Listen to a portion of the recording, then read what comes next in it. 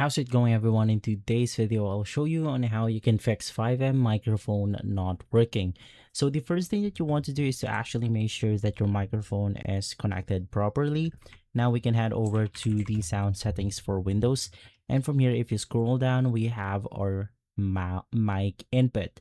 Now you can confirm your mic by navigating through the volume icon itself, which will then look something like this. So when I speak, it will then allow us to basically confirm it by this specific activity.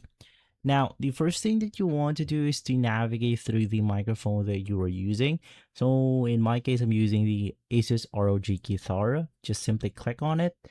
And from here, you then want to scroll down and make sure that the audio enhancements is turned off. In some cases, it will actually cause a bug that will make your microphone unable to use. So just turn this off, and same thing with the voiced focus. Now for the format, you also want to modify this until you have confirmed that your microphone is successfully working.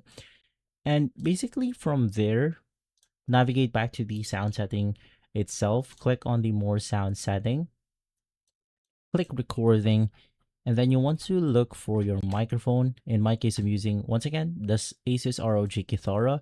Right click it, click on properties, click advanced, and just make sure that the exclusive mode and the signal enhancements is turned off. This will actually make your microphone locked into one application. So if an application uses your microphone already, it won't allow other applications to actually use it. Now just make sure that this is turned off, and this will then fix the problem. And for the last fix, just head over to your GTA or FiveM setting. From here, make sure that the voice chat is enabled. You then want to select the proper microphone that you are using. So for the microphone enabled, of course, turn this on. Same thing with the voice volume. You can confirm it right here. And for the input device, which in my case, I'm using the Asus ROG Guitar, just make sure that it's selected, and from there, you are good to go. If this video has been helpful, leave a like, subscribe, and follow Guide to Everything for more videos like this. Thanks for watching.